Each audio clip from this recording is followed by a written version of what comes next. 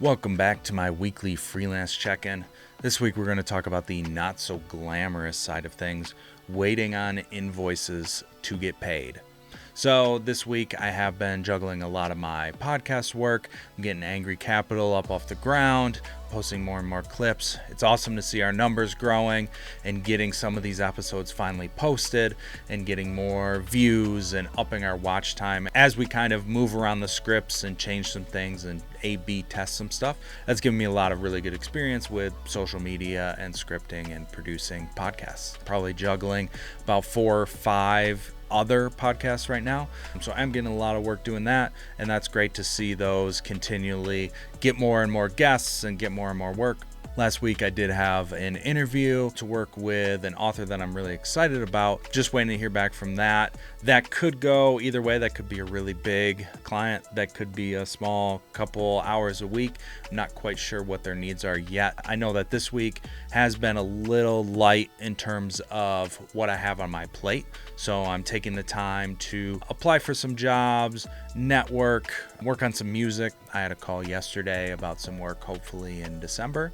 So we're just kind of filling in the gaps here as my work schedule is getting a little bit more manageable. On to the not so glamorous side. Now, this is something I have been aware of as I've been doing this for years. I work on something for a couple weeks. I send an invoice for all of the hours. Once I'm done, they process it, they pay it. It takes a while to hit my account. That's just the nature of the business. Sometimes it does take a couple weeks.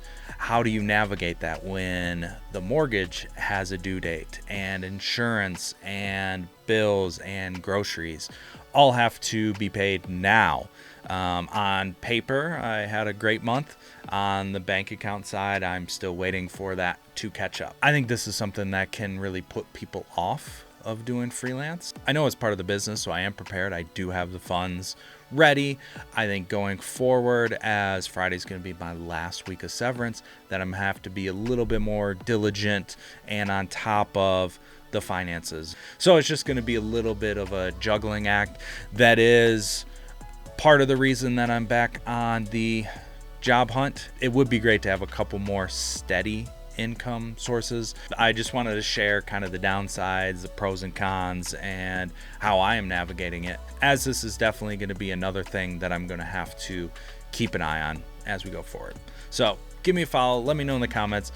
Has this happened to you? How do you deal with it? I'm excited to check in with you next week, give you an update on some of the projects, and hopefully have a lot more money in my account.